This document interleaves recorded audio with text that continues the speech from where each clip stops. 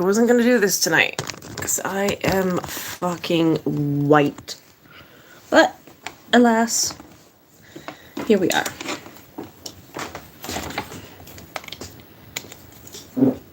That was my butt.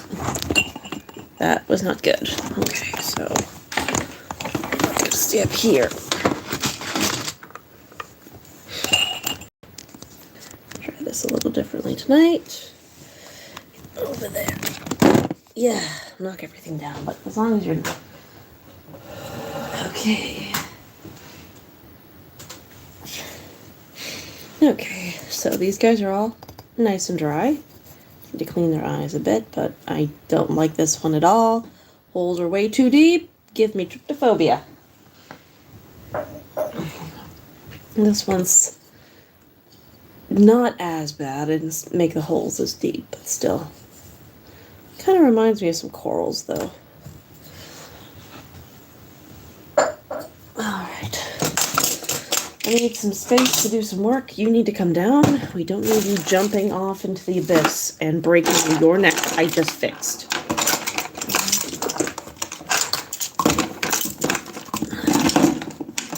What colors? Green and purple. I think those were the request.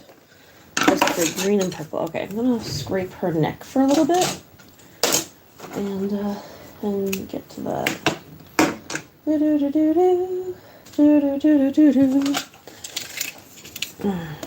Yeah, I should have. I know, but I didn't anyway. So now I gotta see if I can trim her up just a bit in the throat. I know I don't need to. It's just a me thing, but.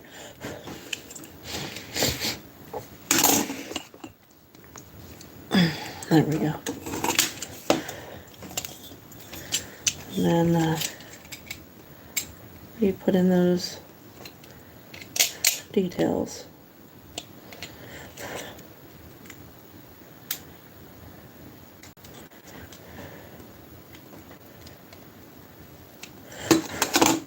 It's not perfect, but it's fine. How are you guys doing tonight? Keeping your head above water? I'm proud of you. We have Seafest happening this week, so we had the big yard sales and the antique car show happening, and I got a lot of yard sale stuff.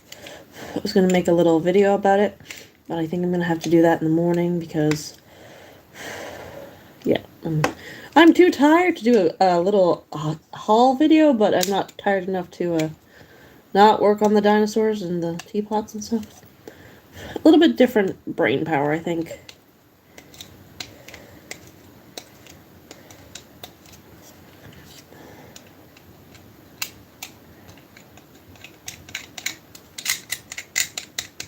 There we go. Anyway, so what do you think of her? I gotta paint her up nice and get her all fitting. And she will be cute as a kitten. Yeah. Alright. Of all the parts I thought would break, honestly, I thought it'd be this. Well, it's epoxy still sticks pretty good. There we go. Yep, I like it. That's much better. Okay. Hello. Good to see you tonight. Oh, I need some space. What's going on? I can't back up. No. Ran into the bone box. Alright. Well, actually, I might as well bring you two. There we go.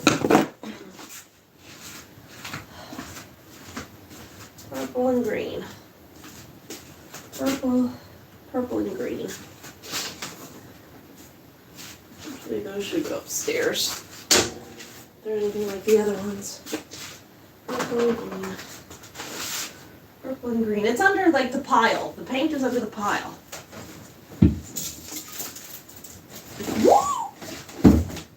Bit tittles. Ooh, you're not supposed to be there. And you're gonna be handy. Come here. I still gotta fix you. I'm so glad I decided to put on pants before I came down. There we go. Ow, goddamn, that hurt. Ooh, found purple. Stay. Just saw it. Where'd it go? There's one and there's one. Why are you empty? I need you to be full. I don't want to make purple. Please don't make me make purple. You're gonna make me make purple. Motherfucker. Yep. Gonna make me make it. Oh, what's in here? There's a kind of passes the purple.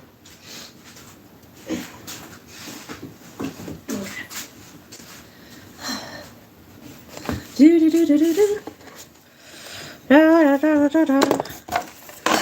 I really need to have, but I don't.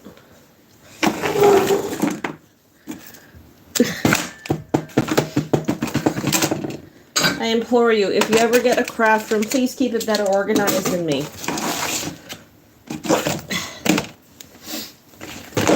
But I'm not. Do do do do. Library. History. Watch that one. Guy trying to sleep with a cat girl. We'll watch that tonight.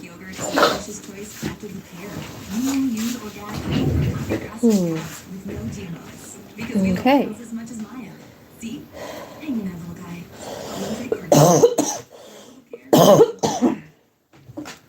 Okay.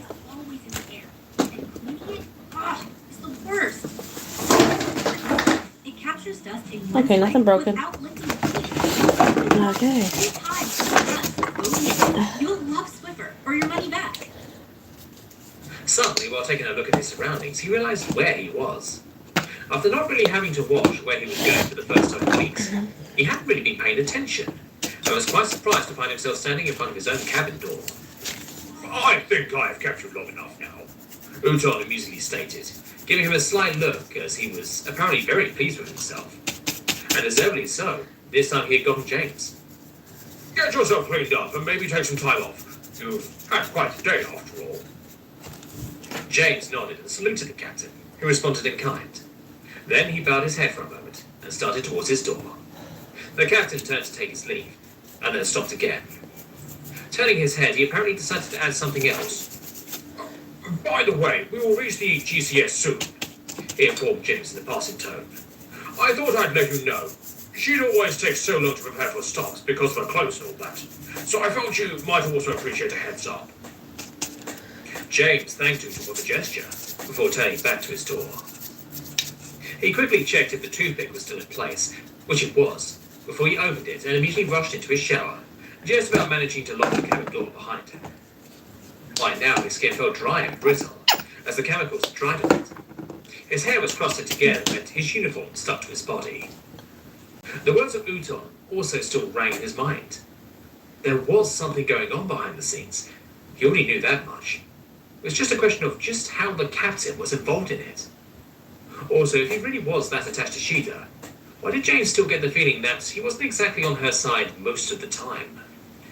And now he had also gotten something new to worry about. With them being back in comms range, he should have expected as much.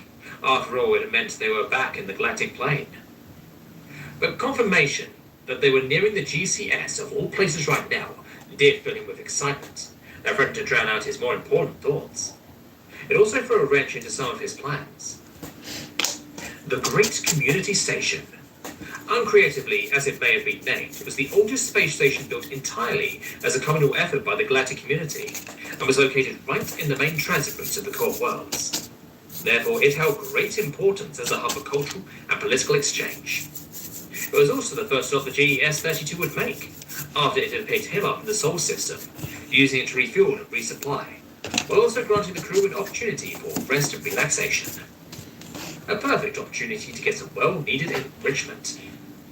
And with it being the first real off-world site that James would get to see after leaving Earth, he was understandably excited. Okay, I should do the bottom first. His intrusive thoughts, of course, immediately told him that finding out what was going on behind closed doors could also wait until after his vacation was done and over with. But as usual, he snuffed them out pretty quickly. He could do both. kick ass and have a good time. Although with most of the crew being away from the ship soon, there were a bunch of new variables to consider, especially since he didn't exactly know what kind of accommodations they would inhabit for their time on the station. It would probably be a good idea to ask someone who had been on the ship for longer and made the trip before. Luckily, his options weren't limited on that front, and he now had something to tell Sheila anyway. I still can't believe he actually did that, Sheila grumbled sometime later, in a mixture of annoyance and embarrassment. It was pretty much scandalous that the captain would try to corner James like that, especially on a matter that didn't concern him in the slightest. Where and how she spent her nights was her business and hers alone. Well, maybe hers and that of whoever she decided to spend it with, she thought, with a glance at James. He seemed to be taking the situation with his typical brand of dismissive humour, looking at her with a sense of calm amusement, or training alongside her. He seemed to be taking the situation with his typical brand of dismissive humour, looking at her with a sense of calm amusement, or training alongside her. The two of them were on their way to the administrative area of the ship. After his chat with the captain, James had sent around messages to their little syndicate, telling all of them how they would soon reach the GCS, and how they should totally make plans together. Not the subtlest of fronts, but effective enough. Technically, it wasn't even a lie. However, not everything could always align with the humans' wishes, and there was plenty of work to go around on board. Pippa was once again busy in medical and couldn't join. Curie said that they would much rather focus on the task already given to them at the moment, and Moore hadn't reacted, which, knowing her, most likely meant that she was currently asleep. That just left Quiz, who Sheila had only briefly met before. But James also seemed to be unable to get a hold of them, even if he gave no reason as to why that may be. That way, they were stuck with just the two of them for the moment, which made it hard to plan anything. Sheila couldn't complain, though.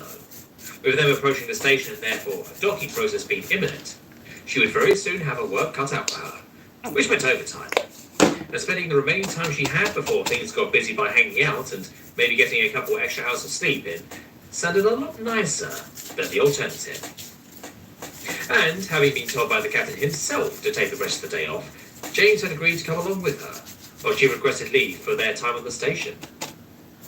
Maybe don't tell him that I told you about that, he said, in an impish tone while scratching his neck.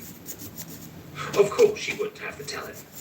If James's suspicions about the captain being informed about their surveillance were true, although Sheila still had her doubts about that, the captain being in on espionage and sabotage on his own ship just didn't fit.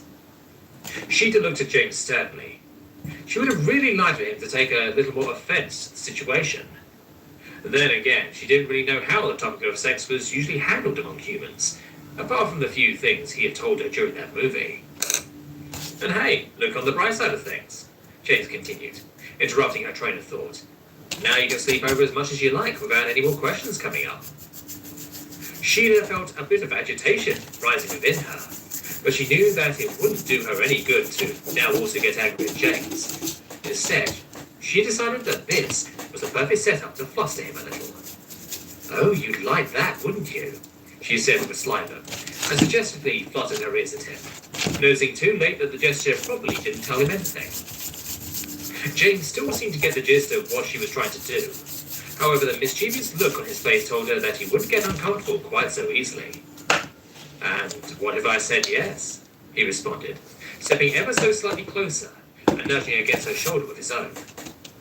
Sheila put a finger to her lips, contemplating it for a second. If it was a game James wanted, a game he would get. Wrapping her arms around his left elbow, she leaned her head on his shoulder and started cooing in his ear. Who knows? Maybe I'd like that too. This got not only James's attention, but also that of everyone around them. If the rumour mill hadn't been going full force yet, it would now. Sheila could see many of her colleagues casting sneaky glances at the two of them as they closely strolled past them. James let out a deep laugh and seemed to think about his next action while looking at her. And indeed, maybe one step more would be a step too far. Then again, if neither of them was backing down, then neither could blame the other. So, are you going to make a move? Sheila flirtatiously said, feeling warm wafts of air sweep over her face with each breath he took. Or are you just going to stare into my eyes a little longer? For a moment, the tension in the air seemed to become tangible. Sheila could still feel the many eyes of the people around them on her. Usually that would have bothered her, but right now, it was nothing but a footnote in the back of her mind. James did indeed make a move, gently loosening his arms from her grip and wrapping it around her hip instead, pulling her in even closer. Their eye contact remained unbroken as they kept walking, their legs running on autopilot. Suddenly their awareness simultaneously kicked back in, their peripheries as well as other senses informing them that they were about to meet an obstacle. Mildly startled, they looked before themselves and onto a line of people that had formed along the hallway. Many people were either leaning or sitting against the walls, all of them wearing yellow identifiers and seemingly waiting for something. She'd recognized most of them. And now, a large number of their eyes were staring at the two of them, locked tightly in their little competition of who would back down first.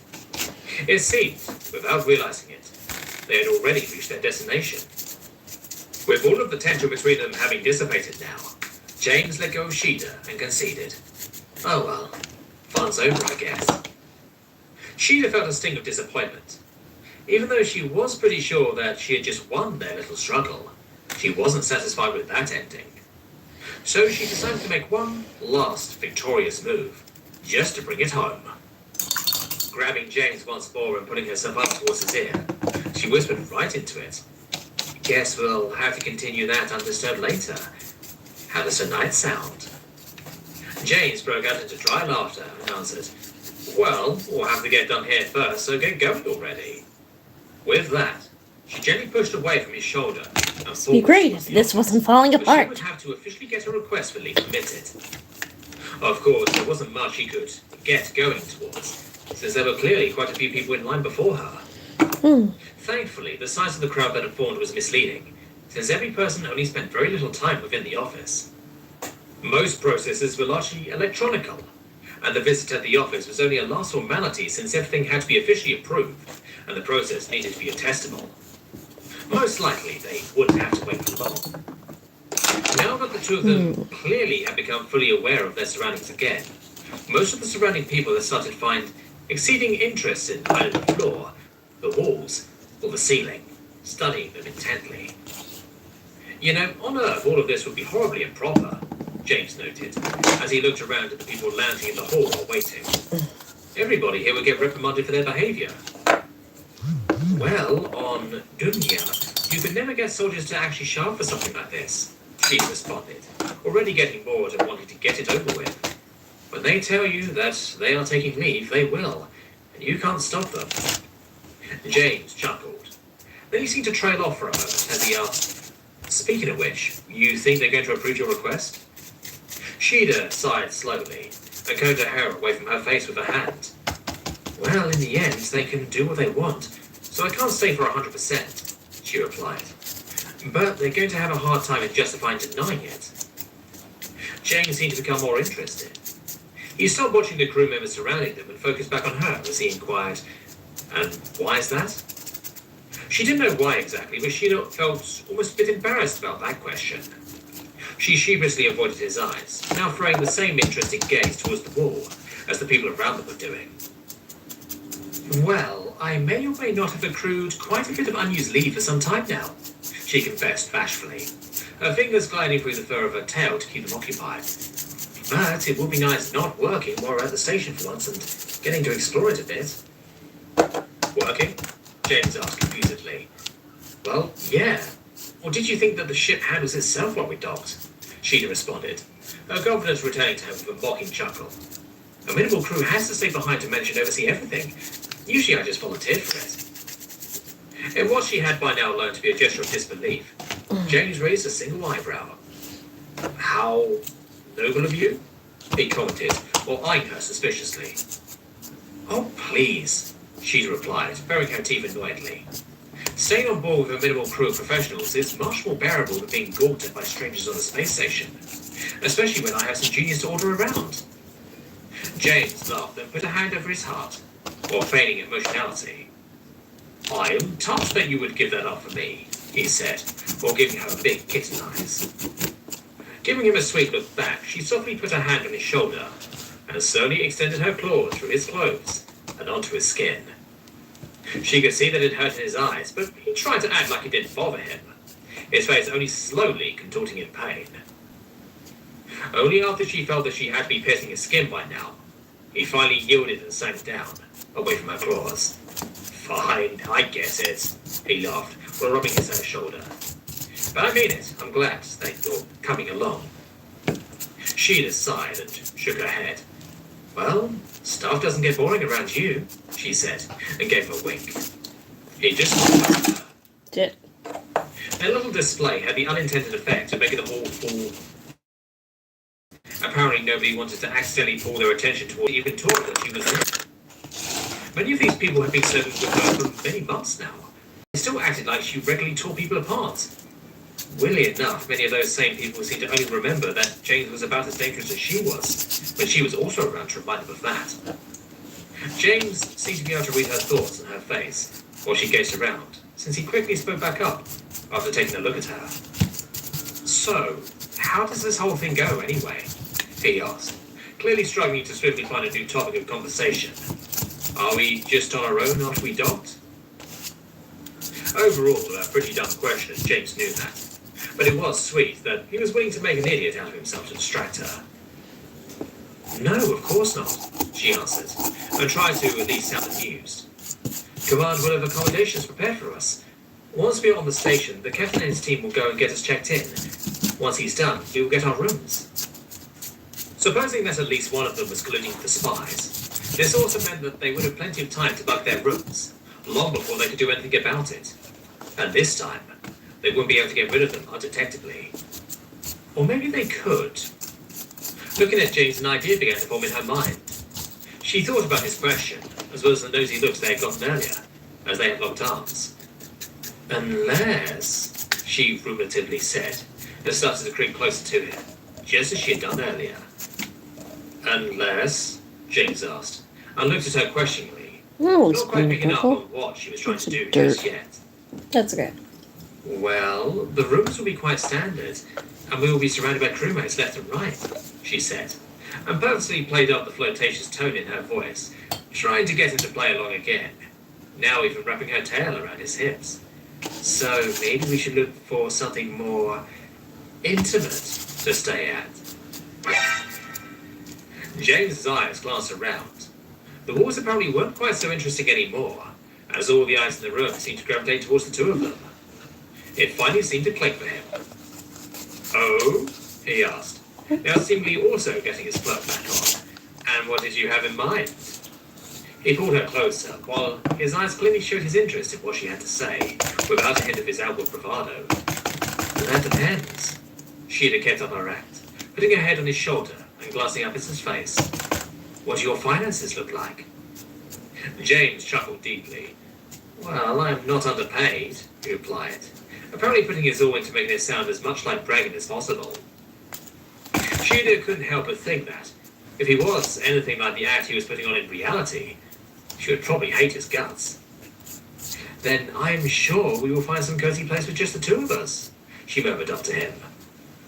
By now they had gotten the room excited enough that she could even hear very harsh whispers being exchanged within the crowd. Sounds nice, James was Again with a little violet. one to stroke her hair. She could see on his face that he was fighting back laughter by now, the corners of his mouth slightly twitching.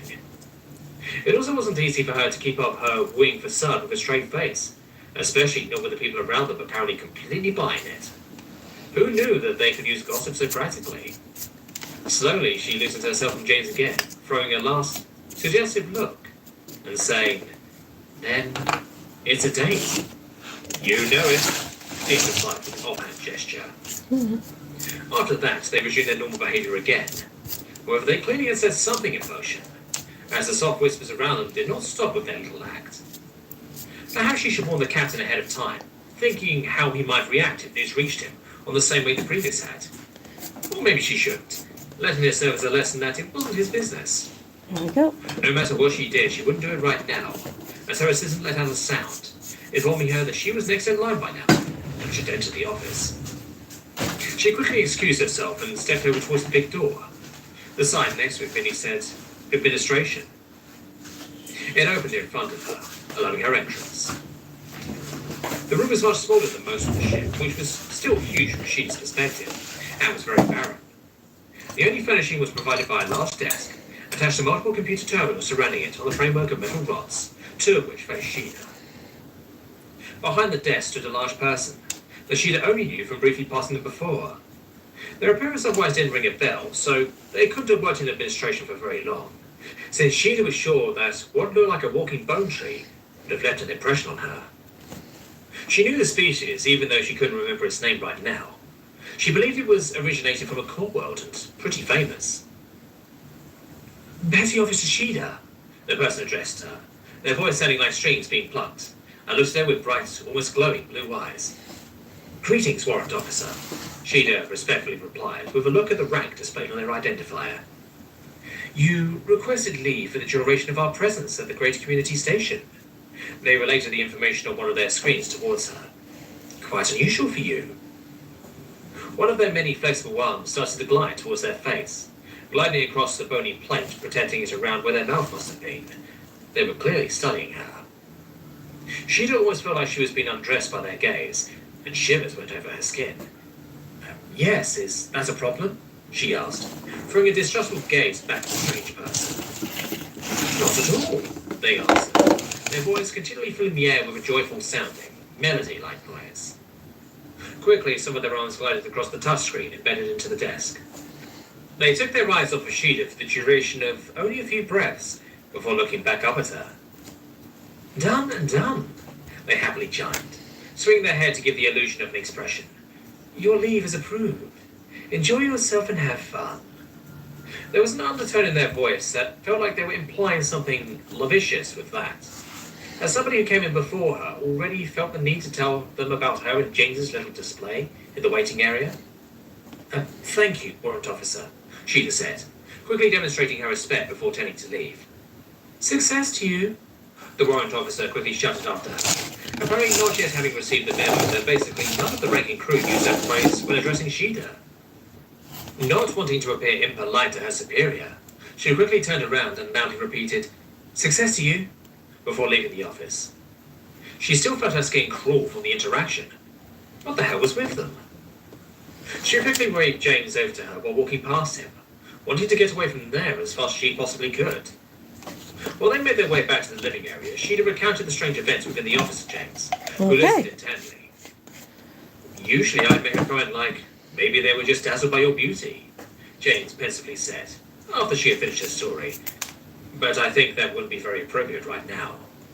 Right. Well, at least he had that much awareness. Okay, It's just don't fucking weird, drop okay? it. Don't fucking drop Sheeta it. said, Don't fucking shut drop up. it. Don't fucking drop Super it. weird, James answered, and he actually sounded serious. For as much as the people on board say that we allegedly stare all the time, I actually hate getting stared at. I mean actual staring, not just eye contact. Okay, I can hear you. Right? Sheeta said loudly. As a first in a long time, she felt what a relief it actually was to tell her stories to somebody who got what she was talking about 100% while he listened. Sure, he could do just as little about it as she could, but it felt good letting it out and having it heard. By the way, are we splitting the bill on the room? James suddenly asked out of the blue. Like that. It took Sheeta a moment to get to the right headspace to realise what he was talking about. What? You're not paying in full? She said teasingly, already in a much better mood than she had been. Well, that's why I'm asking, he answered sheepishly. It's always awkward to not be in the clear on that beforehand. In that case, you are paying, Sheeta said, and in the gesture she remembered from the movie he had shown her, playfully stuck out her tongue at him. From the face he made, she could have sworn that that lone gesture had much more of an effect on him than all the feigned flirting they had done earlier combined. Chuckling bashfully, he replied, I guess it can't be helped. It was almost disappointing that he went with her unfair request that easily. Resistance to her was part of the game. But humans seemed to play it differently. Maybe a new approach was in order. They slowly reached the junction that separated the ways to their respective cabins. James looked at her expectantly. The gesture was clear. How would they spend their night? Walking past him, she made her way in the direction of his cabin. I guess this also means we'll have to get even more used to each other, she commented, while signaling him to follow her already, as he looked after her with a bemused expression. He slowly trotted after her while amusedly asking, Aren't you forgetting something? Sheila turned towards him, looking back while walking backwards. I'm not, she playfully answered, looking him right in his eyes and giving him an impish wink. Then she turned forward again, and as she did, she could hear his steps accelerating behind her.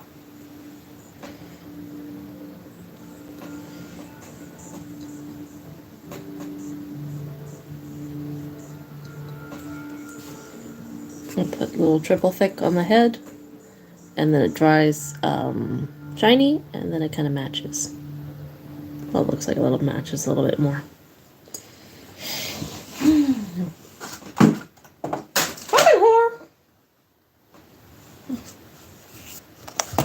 Like me, the Google Pixel Watch does a lot of stuff. How do I think I'm gonna fix you? Now even my assistant has this, so she can do even more. What? Is that my boba? There we go.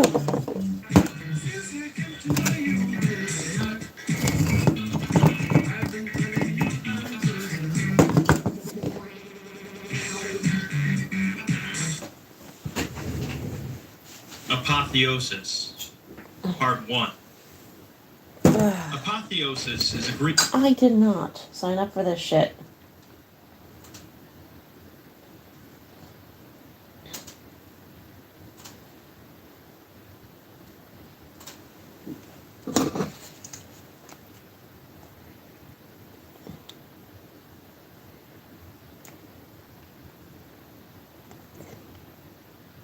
Suddenly, while taking a look at his surroundings, he realized where he was. And After not really having to okay. watch where he was going for the first time in weeks, he hadn't really been paying attention, and was quite surprised to find himself standing in front of his own cabin door. I think I have kept you long enough now. Uton, the music. Let's see now. Let's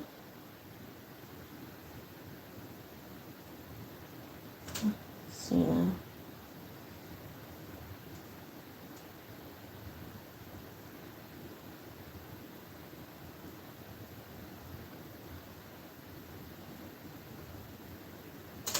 There we go.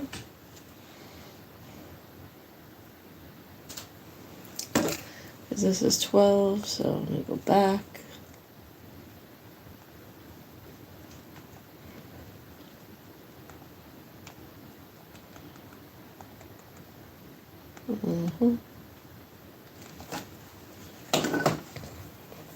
Never in her life had Sheila felt as rested and tired at the same time as she did when she arrived at roll call the next day. It had been a while since she didn't want to get out of bed for another reason than simply not wanting to work. It turned out that she actually still knew how to enjoy herself, given the right motivation.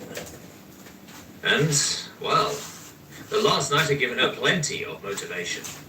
Although her fellows, gawking at her with prying eyes while awaiting their orders in the lineup, most likely suspected that a lot more had happened than actually did.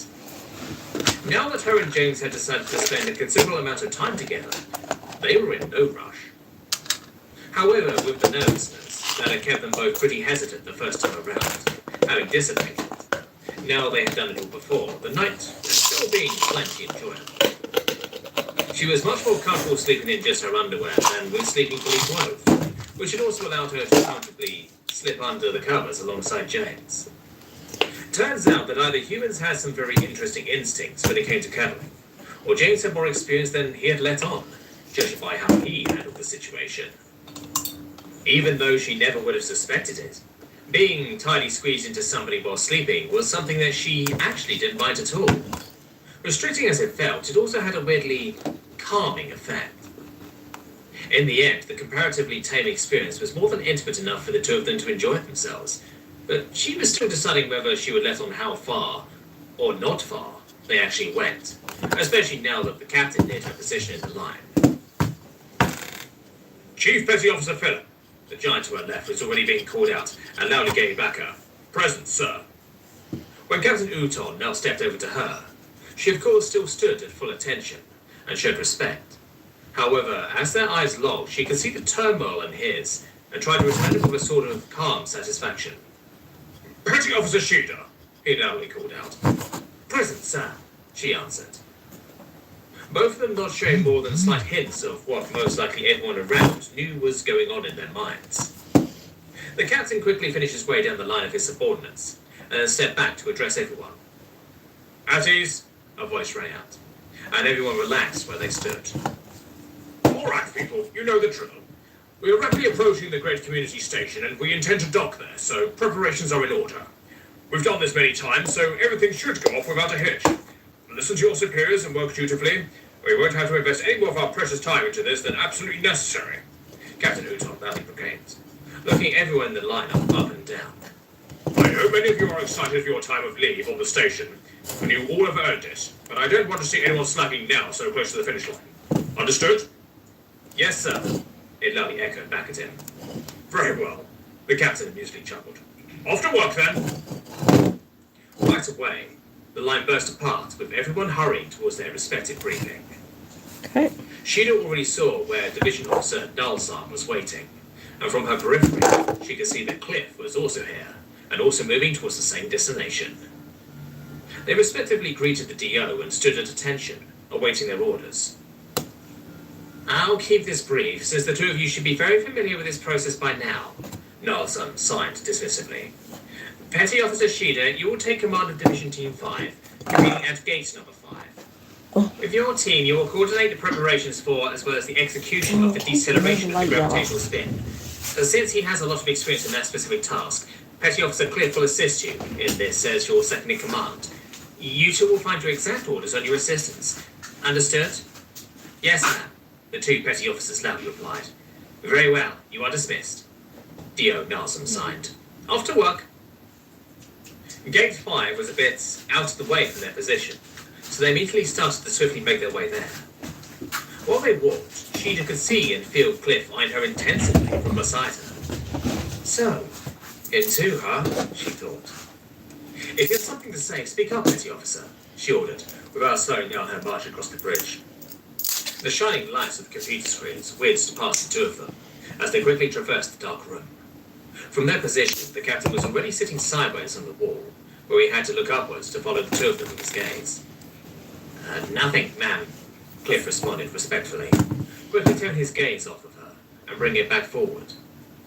Sheeta sighed, quickly glancing around to make sure that nobody would be attentive enough to notice her breaking protocol. She quickly whispered, "We can talk about it later. Concentrate now, at least as long as we're around the juniors." The blue eyes of the raptor studied her face curiously for a moment, before he gave an acknowledging nod.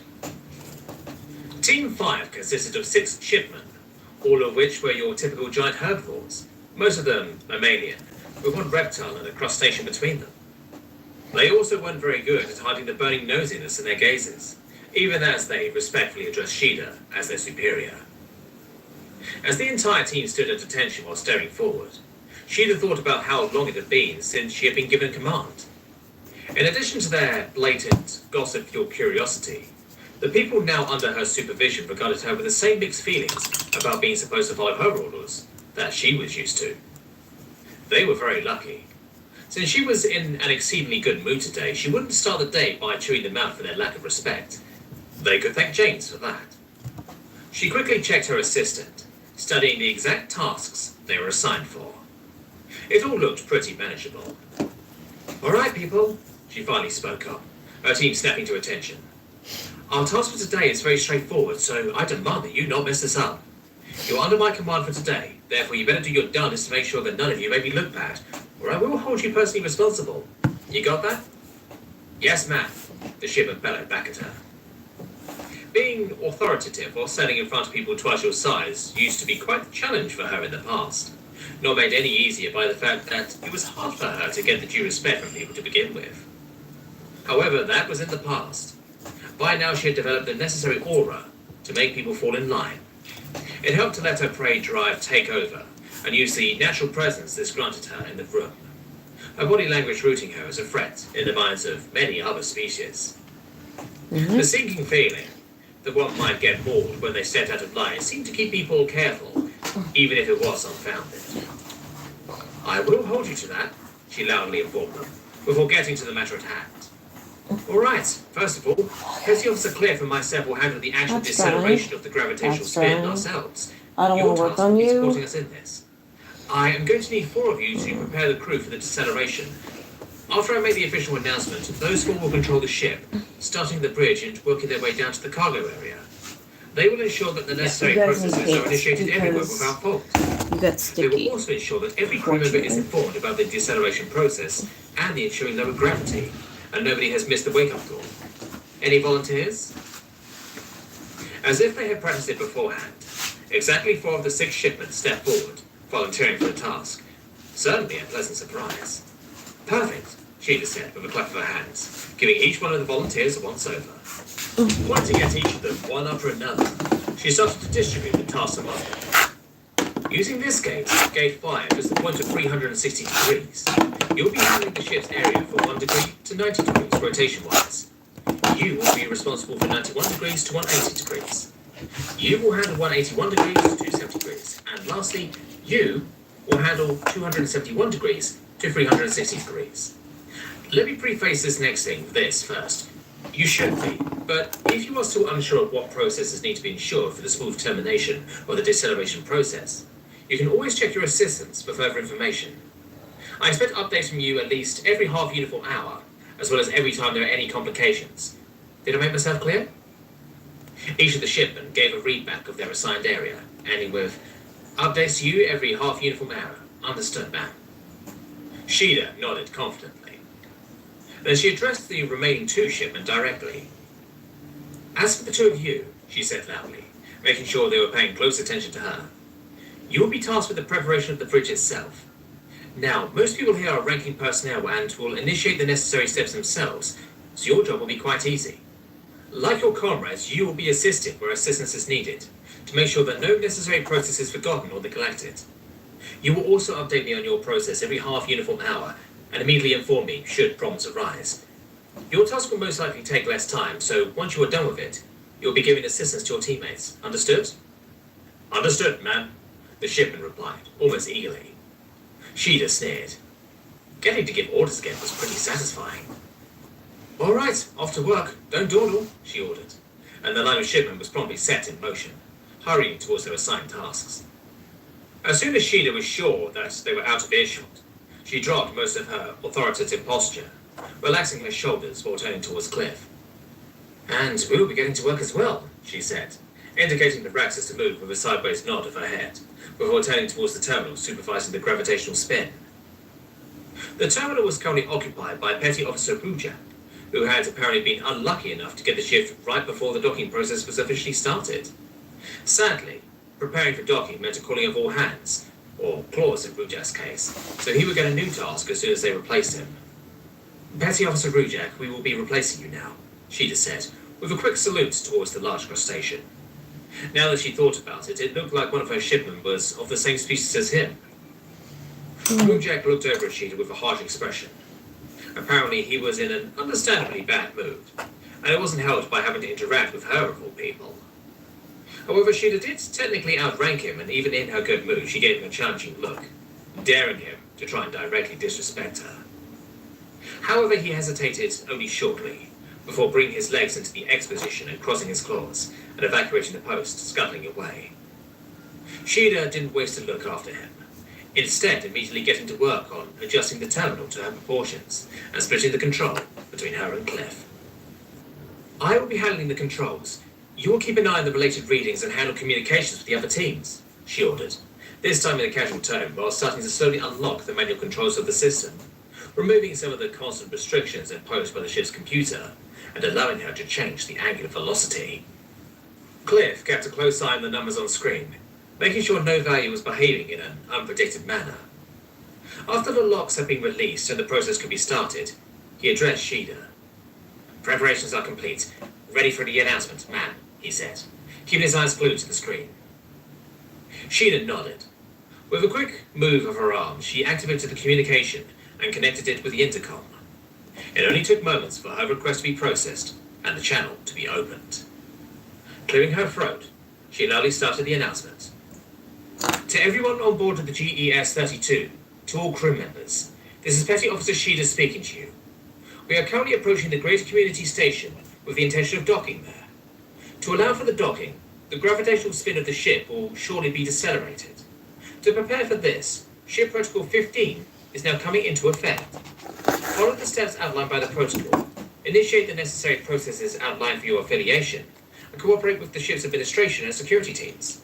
I repeat, she had to make the full announcement 3 times total, and it took her some effort to keep her voice and tone consistent throughout. After she had made the 3rd full readout, she cut the channel again. A sigh escaped her lips, and she loosened up her shoulders. Apparently, she had tensed up without noticing it, or she made the announcement. And now to circle for a while, Cliff commented from beside her. He still didn't take his eyes off the screen, but it was clear he also relaxed a little.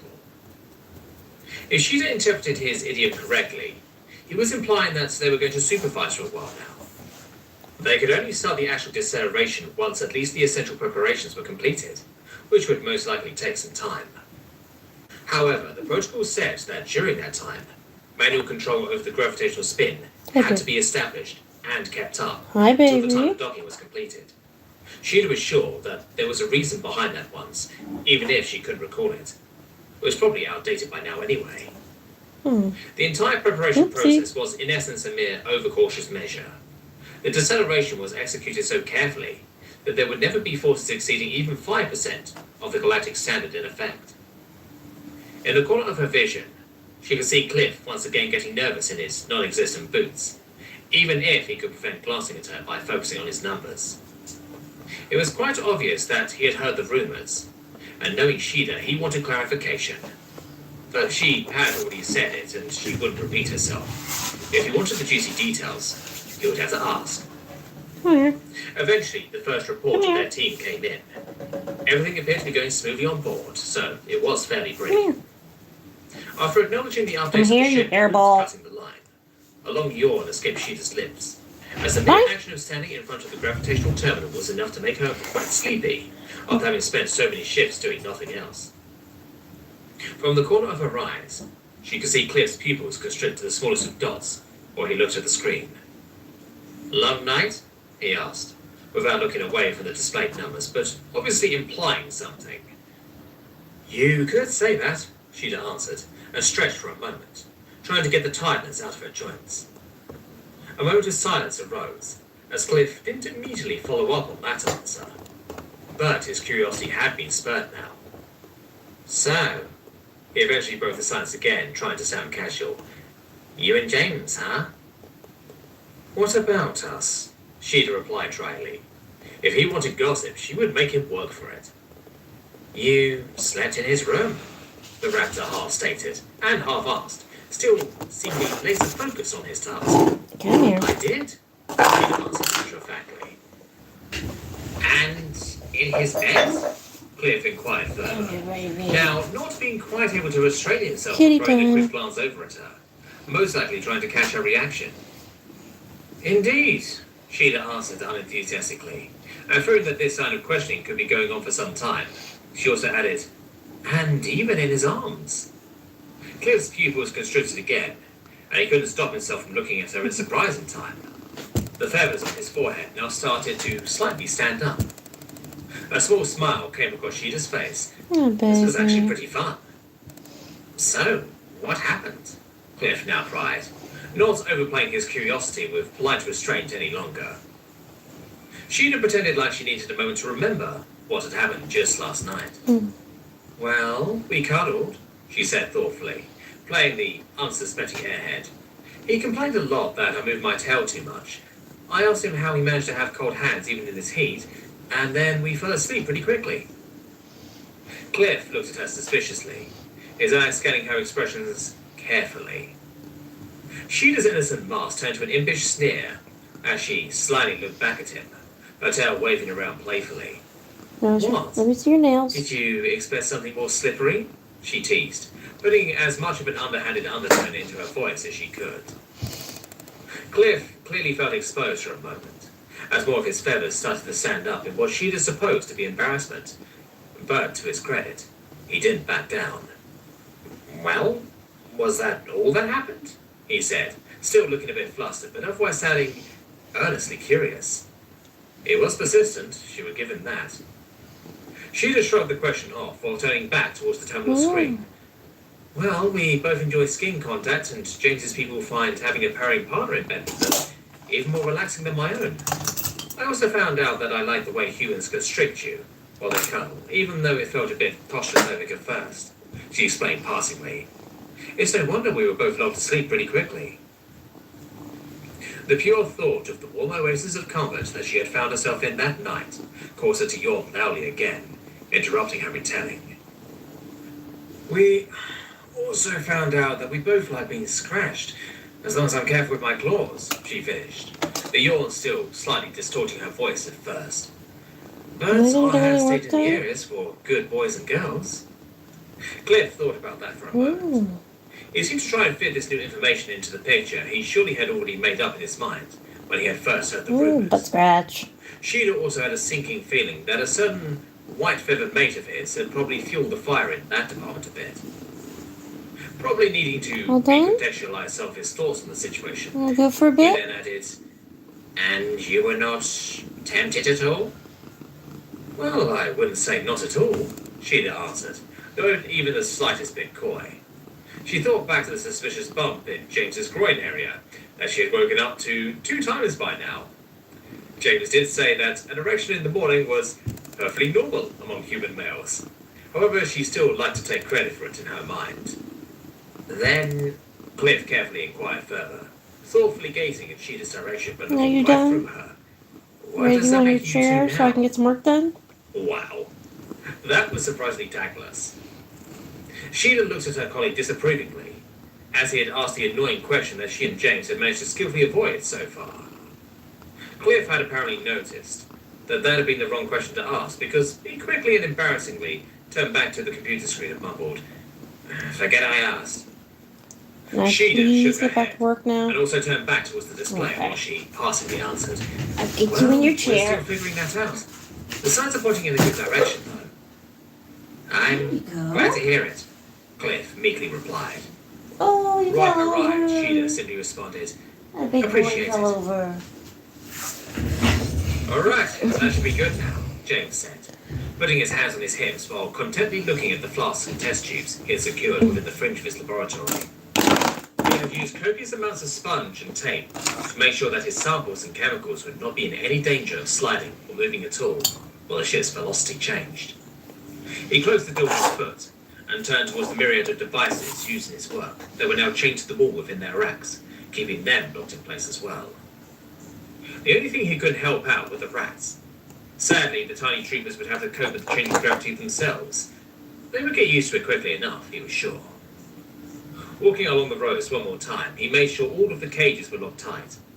If the animals were ever going to actually escape, it would probably be when they could clear more than 3 times the height of their enclosures in a single bound. But then he also patrolled the racks again, pulling hard on each chain, making sure they would hold. His lab was now officially ready for the docking, and he could leave it be with a clear conscience. He would patiently wait for his return. It almost felt wrong, shutting his work down like this when he only had been working on the ship for a few months. But this vacation was more or less mandatory, so he tried not to sweat it too much. And having already finished up his own cabin earlier today, he was now done with his duties pertaining to the docking process. Behind him, Curie was patiently waiting for him to finish up his last round of checkups. They had, at his suggestion, also already secured their own living space, and were therefore as stranded as he was now. Wondering if they would bother checking his lab, even though they should be able to see that he had secured it, he threw a glance over his shoulder at the computer terminal in the wall.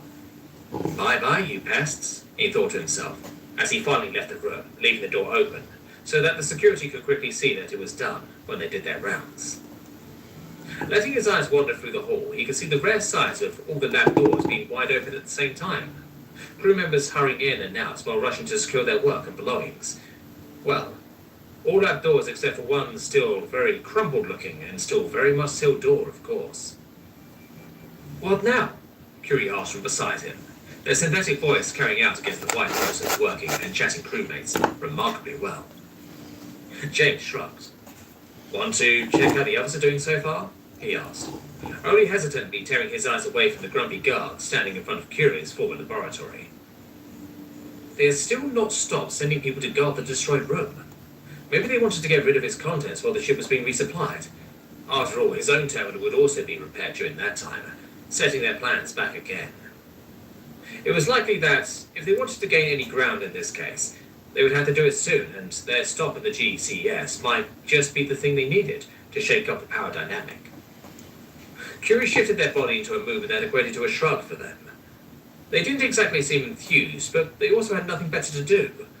After all, their newest little invention was already safely stored within James's suitcase.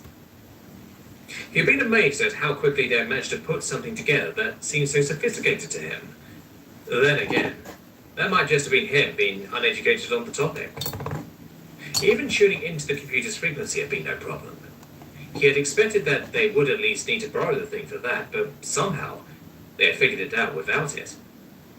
Did they maybe have some device that could detect frequencies built into their body? Should he ask them? They would most likely than not be excited about his interest rather than insult it.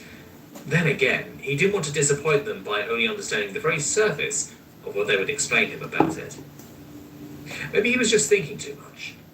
While he followed that train of thought, they quickly traversed all over the pleasingly empty corridors. In the end, he didn't follow up on his idea, and they suddenly arrived at Quiss's lab. James had unthinkingly steered towards this location first, even though he didn't know why. Maybe it was because he imagined the small and sometimes sluggish Quiss possibly needing his assistance the most. Quiss's lab door stood just as open as all the others across the hall. James carefully peeked inside, gingerly knocking at the doorframe. Quiss, who had been in the process of chaining some sort of crate to the wall, turned towards him. Waving, James slowly entered the lab, looking around. Every time he came here, he knew how Moore must have felt, back when he invited her into his own workspace after they had first met. Everything was basically child-sized to him, and Quiss's entire equipment plus furniture took up only about a tenth of the room's area. Looking at the tiny devices, he still wasn't entirely sure Well, what I Quiss got a was few actually things working on. done, started, They had and tried to explain to him unfortunately, before, I need to but get more he shit had to done. ashamedly I need throw to them work down on the stuff. basics. I need to leave me alone so I can do What stuff he had done. understood was that it was some form of advanced physical research and work with the ionization of noble gases as a way to conserve energy. But that was where his grasp of the concept ended. He couldn't even remember hearing about something similar on Earth, so either he was being ignorant again, or the concept was actually utterly alien to him. He knew that the research seemed to need devices with many transparent tubes, though. Devices that he had no idea how to use or how they worked. Quiss greeted Curie with a quick gesture. Need any help? James asked casually, while striding through the largely empty room. Curie just behind him. I'll take any I can get, Quiss admitted in sign, looking a bit exhausted. Being pretty much a veteran on the ship, they had been through this process many times and were probably used to it. But the years were also catching up to them, so it still didn't come easy. James and Curie, being many times the size of them and a lot more flexible in their movements, quickly let them explain what needs to be done and pretty much finished the work within minutes. Even though he felt bad about it, James couldn't help but feel like he was cleaning up the playthings of a child while he was handling the tiny apparatus. Either way, the work was done in the end. Thank you, Quiss signed, after they checked if everything was properly secured, just like he had done in this lab earlier. No problem, James replied, slightly cringing at the grinding sound Quiss's scales made while moving around. He still hadn't gotten over that, and while standing this close, he could hear it all too well. He wished that it wasn't like that. He liked Quiss, and it really irked him that he couldn't seem to get over his physical reaction towards them, even though someone else managed to get adjusted to his, and, more importantly, Curie's peculiarities, even though they were naturally way more averse towards those than he was towards Quiss. While they still had one or the other negative comment every now and again, every one of them had stopped physically reacting to Curie's presence, and yet he couldn't get over something as stupid as his own uncanny valley. Just one of us left in the science wing, Curie stated, after they had taken their time studying the appearance of Quiss's devices. Maybe we should leave her alone, Quiss interjected, causing James and Curie to stare at them questionably. She is in a foul mood. Did something happen? James asked, cocking his head to the side while looking down at his tiny friend. Yes, but I don't think it is my place to talk about it, Quiss explained glumly. their arms moving slowly while signing, before focusing on James specifically. But you should know that your presence right now might exasperate the problem. Well, that didn't sound good. Had he Hi, done something to sweetie. upset Moore? He couldn't think of anything. Last time they had talked was after his call with Nia, and he felt like they had parted on good terms. An awkward worry crept up on him while he thought about it. This wasn't about him and Sheeta, was it? No, it couldn't be. Or could it? Would Moore really worry about something like that?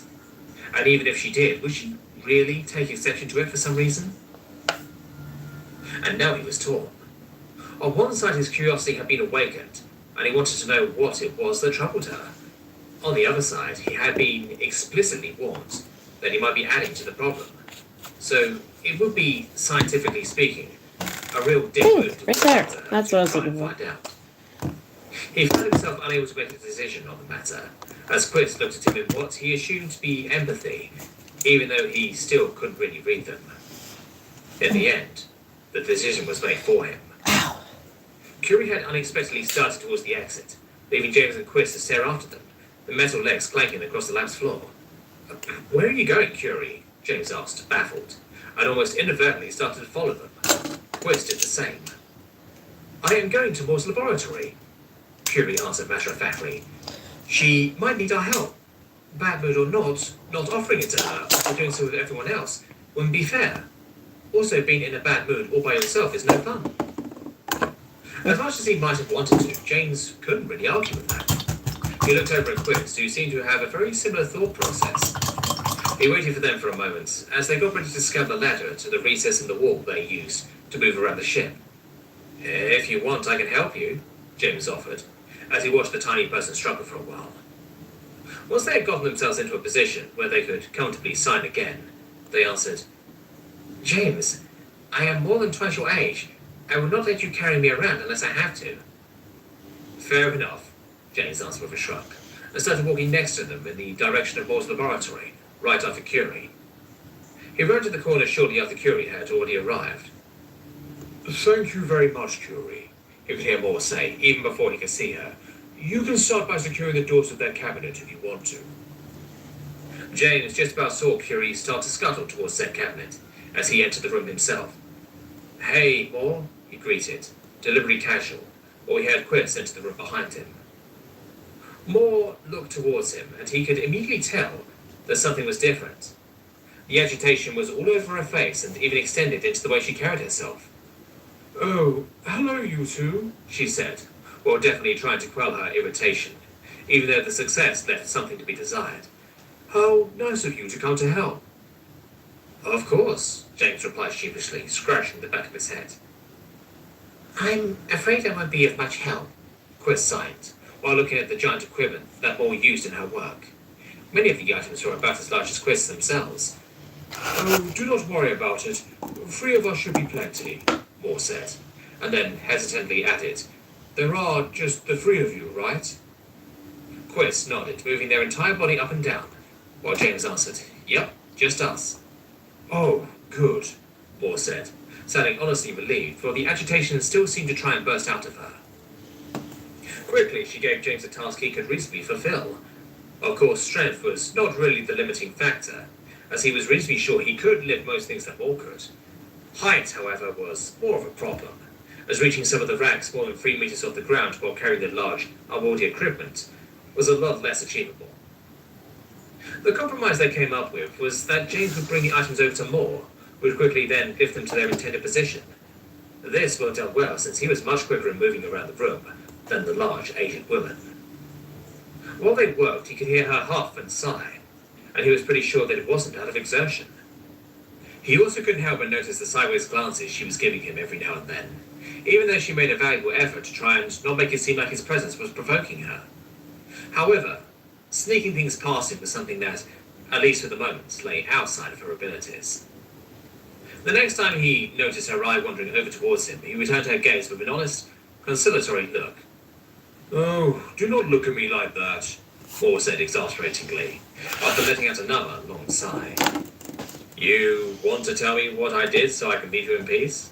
James carefully asked with a coy smile. Moore let out a loud breath through her nose, her nostrils flaring in the process. She also shook out her fur around her head, and for a moment, it looked like she was bearing her horns towards him. "Oh, it is nothing that you did," Moore finally responded once she looked at him again. "At least not directly." "Then what is it?" he asked candidly, trying to sound as reasonable in his request as he could. Moore took another deep breath, this time slower and more controlled. Then she did something that James could swear he had never seen her do. She actually crossed her arms, like a human would have done, or starting to stand completely upright, getting out of her usually slightly bowed position. "Well, not that it should concern you," she said, and finally she started to sound as agitated as she clearly was. "But apparently my son got married." Two things. First, Moore has a son. Don't worry about that right now. Second, Moore's son got married. React appropriately. His brain robotically ordered him. "Congratulations," he said, managing to bring just the right amount of confusion into his voice in the last second, as he noticed that she actually didn't sound too happy about that. "Thank you," Moore replied with half-suppressed irritation. "I know that I should be happy about this, but that boy is driving me up a tree." Weirdly similar but differently used idioms aside, they seem to be getting somewhere. "You don't like his spouse very much?" James timidly waited to guess. He had limited experiences with this, so he'd better tread carefully. "Well, I would not know. I have never even heard of her before," Moore answered, the anger in her voice swelling up again. "It was an in-the-moment decision, and they had to do it right then and there," he says. "Can you imagine just getting married without telling your mother?" Really, the wrong person to ask this question, James quickly and honestly admitted, raising his hands defensively, because that was in fact exactly what he would have done. But maybe it really was important that they did it quickly. At least he now understood why Quiz thought that his business might irritate more further, with the rumors about him and Sheila floating around and all. "Quite possibly, but still he should have told me about it," she firmly stated while huffing a bit. "More were in the intergalactic void. There was no way to reach us," James replied, trying to be reasonable. Moore, who either didn't quite hear or decided to ignore him, kept ranting further. "You raised the boy for years and years, and this is the thanks you get. Unbelievable." James pondered how he could calm her down, carefully approached the large woman, and reached up to her forearm, which was about the highest point he could reach for now. "I'm sure he didn't mean to upset you," he said calmly, rubbing her arm through her thick fur. He was pretty sure that was true. They must have usually had a good relationship if this was how she reacted. Thinking of a new way to approach the subject, he asked, "Was his wife not with him when he made the call?" "She was," Moore admitted, almost dismissively. "And how was she?" James continued, leaving her no time to start another rant while staying in a calming tone. "We did not really get a chance to talk," Moore said defensively, looking away from James for a moment. So she probably wasn't exactly in the mood to talk once they had broken the news to her. I missed. James gave her a straight look, but she glanced at him every now and then. "Well, she seemed nice enough," Moore reluctantly admitted. "And my Maureen was never one to make rash decisions lightly. I raised the boy right, after all." Alright, I'm calling it a night. I got these leaves with their base coats on James to replied, cover up the next hoping to dirt, summon up and some yeah. positive feelings towards the situation. Alright. Yeah, that's much I'm calling it. I'm awake. I'm awake. I'm not awake. I'm calling it.